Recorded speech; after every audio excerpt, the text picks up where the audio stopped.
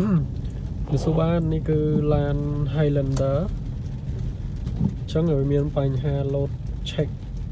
load blink ចឹងហើយពេលជន់ដល់អត់ស្ទុះទេនេះជិះមកគឺតឹងទ្រូងមែនតើនេះខឹក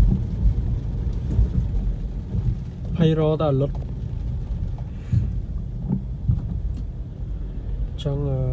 ចាំមើលបងប្អូនមើលខ្ញុំជួសជុលរបស់គ្នាបាទតឹងទ្រូងណាខឹក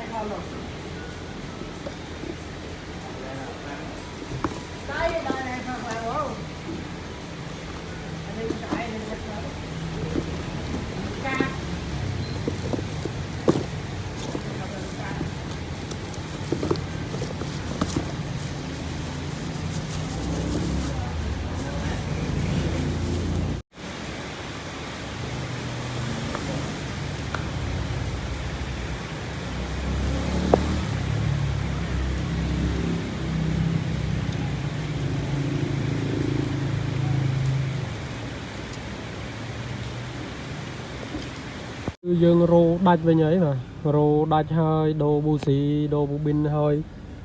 បាទអត់មានតាក់ទេបាទ